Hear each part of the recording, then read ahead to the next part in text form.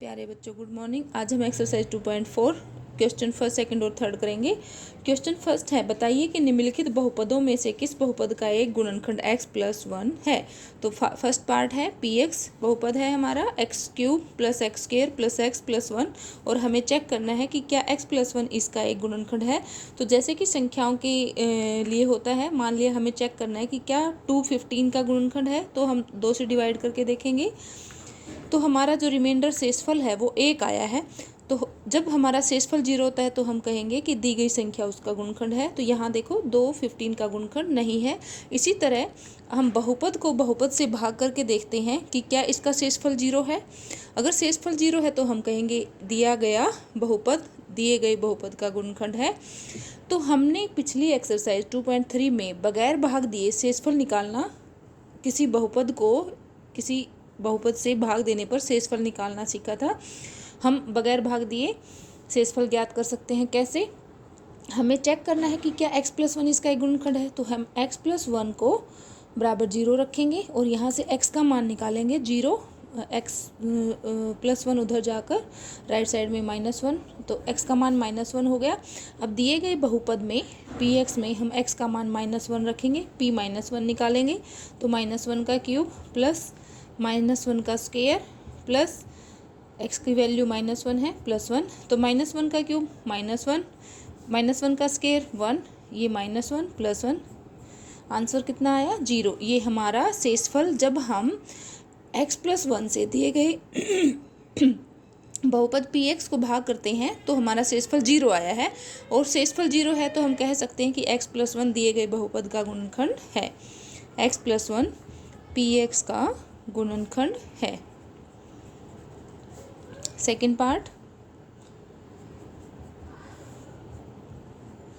px हमारा है x4 + x³ + x² + x+1 और हमें चेक करना है कि क्या x+1 इसका एक गुणनखंड है। तो हमें x+1 को चेक करना है तो हम x+1 बराबर 0 रखेंगे। तो हमारे यहाँ से x का मान 0 + 1 उधर जाकर -1 हो गया, तो -1 आ गया। अब हम p-1 निकालेंगे। दिए गए बहुपद में x का मान -1 रखेंगे, -1 की 4 प्लस -1 का क्यूब प्लस -1 का स्क्वायर प्लस -1 + 1, -1 की पावर 4 1 वैल्यू, -1 का क्यूब -1, तो -1 का स्क्वायर +1 -1 + 1, ये हमारा आया 1। तो हमारा रिमाइंडर शेषफल जब हम दिए गए बहुपद px को x+1 से भाग देते हैं तो हमारा शेषफल 1 आया है, शेषफल 0 नहीं है। x+1 से px को भाग देने पर शेषफल 1 है, अतः x+1 px का गुणनखंड नहीं है। थर्ड पार्ट, px हमारा है x4 + 3x³ + 3x² + x+1।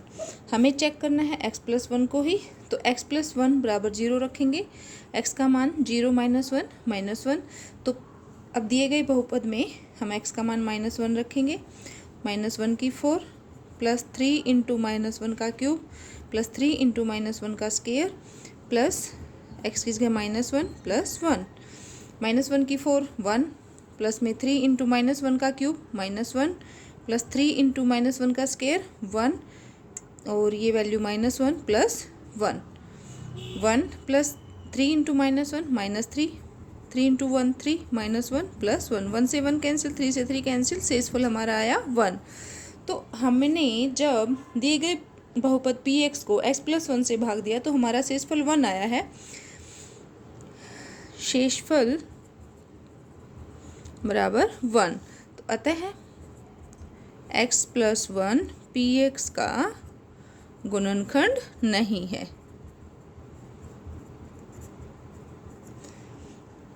Part 4, question 1 part 4, px बराबर है हमारा x³ - x² 2 + √2 × x + √2 और हमें चेक करना है x+1 को।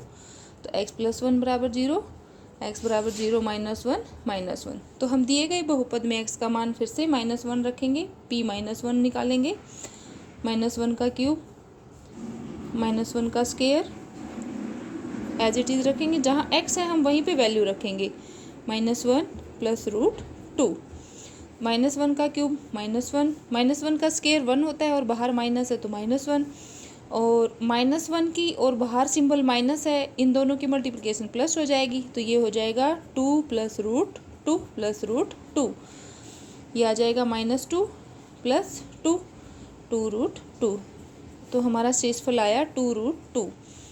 देखो हमारा शेषफल जब हमने दिए गए बहुपद px को x प्लस 1 से भाग दिया तो हमारा शेषफल 2√2 आया है, जो कि 0 के बराबर नहीं है। शेषफल बराबर नहीं है 0 के, अतः x प्लस 1 px का गुणनखंड नहीं है।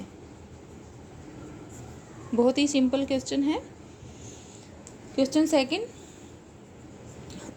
गुणनखंड प्रमेय को लागू करके बताइए कि निम्नलिखित स्थितियों में से प्रत्येक स्थिति में gx px का एक गुणनखंड है या नहीं। गुणनखंड प्रमेय क्या कहती है कि अगर हमारा, जैसे कि हम संख्याओं के लिए कहते हैं कि मैं कहती हूँ 24 का 3 गुणनखंड है, तो 24 3 को कम्प्लीटली डिवाइड करेगा, मतलब शेषफल कितना आएगा 0। तो इसी तरह अगर कोई बहुपद px का gx एक गुणनखंड है तो gx px को कम्प्लीटली डिवाइड करेगा, यानी कि उसका रिमाइंडर शेषफल 0 आएगा। तो हमें यही बताना है, px है हमारा 2x³ plus x² minus 2x minus 1, और gx हमें दिया है x प्लस 1। हमें चेक करना है कि क्या gx px का एक गुणनखंड है। तो gx की जो वैल्यू है हम उसको बराबर 0 रखेंगे, और यहाँ से x की वैल्यू -1 आई है। अब हम दिए गए px में x का मान -1 रखकर शेषफल ज्ञात करेंगे। 2 इंटू -1 का क्यूब प्लस -1 का स्क्वायर -2 इंटू -1 -1, 2 इंटू -1 का क्यूब -1, -1 का स्क्वायर 1, -2 इंटू -1 प्लस 2 -1, तो ये हो जाएगा हमारा -2 प्लस 1 प्लस 2 -1, 1 से 1 कैंसिल, 2 से 2 कैंसिल, शेषफल हमारा आ गया 0। जब हमने px को gx x प्लस 1 से भाग दिया तो हमारा शेषफल कितना आया 0। तो हम लिखेंगे gx px का गुणनखंड है। क्यों है? क्योंकि हमारा शेषफल कितना आया है यहाँ पर 0, शेषफल हमारा क्या है 0। ये हमारा फर्स्ट पार्ट था। अब हम करते हैं सेकंड पार्ट। px हमारा है x³ plus 3x² plus 3x plus 1, और gx हमारा है x प्लस 2। हमें gx को चेक करना है कि क्या gx px का एक गुणनखंड है। तो gx की जो वैल्यू है हमारी x प्लस 2, हम उसको बराबर 0 रखेंगे। यहाँ से x आ जाएगा 0 -2। तो अब दिए गए px में हम x का मान -2 रखेंगे, तो p -2 निकालेंगे।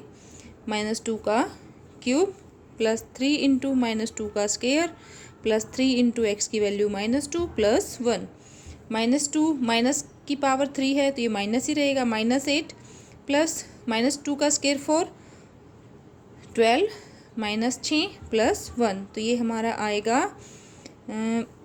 13 -14, सॉरी 12 और 1 13, ठीक है, 8 और 6, हाँ ठीक है, -1 नॉट इक्वल टू 0, मतलब शेषफल हमारा 0 नहीं है।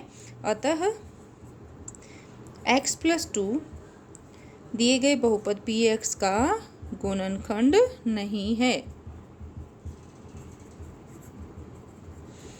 क्वेश्चन 2 हम पार्ट करते हैं third. Question 2 part third. px हमारा है x³ minus 4x² plus x plus 6, और gx हमारा है x माइनस 3। हमें चेक करना है कि क्या gx दिए गए बहुपद px का एक गुणनखंड है। तो हम gx इक्वल टू 0 रख लेते हैं, और x की वैल्यू यहाँ आ जाएगी 0, -3 इधर आकर +3 हो जाएगा, तो x की वैल्यू आ गई 3।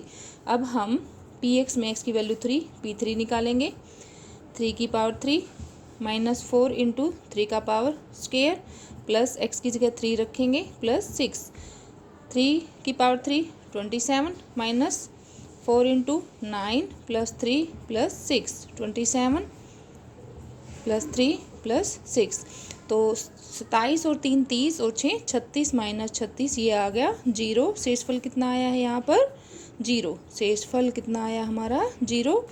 तो gx px का एक गुणनखंड है। क्यों है? क्योंकि शेषफल क्या है हमारा, इससे भाग देने पर, जब हमने x-3 से px को भाग देने पर शेषफल फाइंड किया तो वो 0 आया है, इसलिए gx px का एक गुणनखंड है। क्वेश्चन थर्ड, k का मान ज्ञात कीजिए जबकि निम्नलिखित स्थितियों में से प्रत्येक स्थिति में x-1 px का एक गुणनखंड है। हमें दिया है कि x-1 px का गुणनखंड है, हमें पहले से दे रखा है कि x-1 px का गुणनखंड है, तो ये क्लियर है कि ये इसका एक गुणनखंड है। तो हम जब इससे इसको भाग देंगे तो शेषफल हमारा क्या आएगा 0। तो फर्स्ट पार्ट हमारा px बराबर है x² plus x plus k, और x-1 इसका गुणनखंड है, x-1 px का गुणनखंड है। तो हम शेषफल निकालेंगे। अब x-1 बराबर 0 रखा, x बराबर 0 माइनस 1 प्लस 1 हो गया। तो जब हम इसका शेषफल निकालेंगे, शेषफल हम बगैर भाग दिए कैसे ज्ञात कर सकते हैं, x की वैल्यू इसमें रखेंगे यानी कि p1 निकालेंगे, और वो वैल्यू कितनी होगी 0, क्योंकि हमें इसने पहले ही दिया है कि x-1 px का एक गुणनखंड है। तो 1 का square 1 plus 1 plus k equal to 0, 2 plus k equal to 0, k equal to क्या आ जाएगा 0 प्लस 2 इधर -2, k की वैल्यू हमारी आ गई -2, ये हमारा आंसर है। सेकंड पार्ट, px बराबर है 2x² प्लस kx प्लस √2, और x-1 एक गुणनखंड है, ये हमें दिया है। तो वहीं x-1 बराबर 0, x की वैल्यू 0 प्लस 1 आ गई। हमें कहा है कि x-1 इसका गुणनखंड है, तो जब हम इसका शेषफल निकालेंगे वो 0 होगा, ये क्लियर है क्योंकि ये इसका एक गुणनखंड है। तो p1 2 इंटू 1 का square plus k into 1 plus √2 equal to क्या होगा 0, क्योंकि ये इसका गुणनखंड है, तो गुणनखंड है। अब जब भाग देने पर शेषफल निकालते हैं तो वो 0 होगा, और ये हमें दिया हुआ है। तो t into 1 plus k into 1, k plus √2 बराबर 0, 2 plus k plus √2 equal to 0। k को हम यही रखेंगे क्योंकि k की वैल्यू फाइंड करनी है। 2 को उधर ले जाएंगे तो -2, √2 को ले जाएंगे तो -√2, तो हमारी k की वैल्यू आ गई, माइनस कॉमन लेंगे 2 plus √2।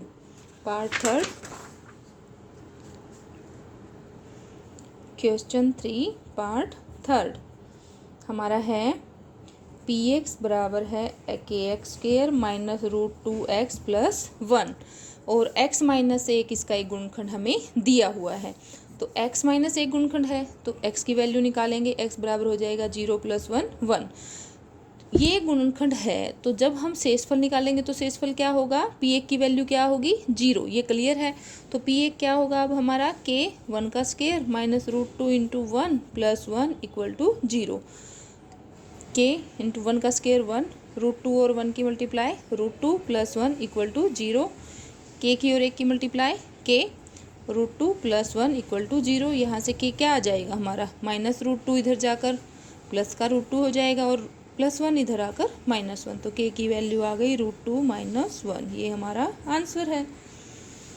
Next part fourth, px बराबर है kx² minus 3x plus k, और x-1 इसका एक गुणनखंड हमें दिया हुआ है। तो x-1 बराबर 0 रखेंगे, x बराबर 0 माइनस 1 प्लस 1 हो जाएगा, तो x की वैल्यू 1 आ गई। और जब हम, क्योंकि ये इसका गुणनखंड है, तो जब हम x की वैल्यू 1 रखेंगे तो हमारा शेषफल आएगा, और शेषफल क्या आएगा 0। क्यों आएगा, क्योंकि ये इसका एक गुणनखंड है, इसलिए p1 की वैल्यू 0 हो जाएगी। अब p1 क्या होगा, इसमें हम x की जगह क्या रखेंगे 1 का square minus 3 into 1 plus k equal to 0, तो k into 1 minus 3 plus k equal to 0, k minus 3 plus k equal to 0, k और k 2k minus 3 equal to 0, 2k equal to 0 minus 3 plus 3 हो जाएगा, ये 3 आ गया, k equal to 3/2। उम्मीद करती हूँ बच्चों आपको अच्छे से समझ में आया होगा। एक दूसरे से शेयर करेंगे, सब्सक्राइब और लाइक भी करेंगे। Thank you.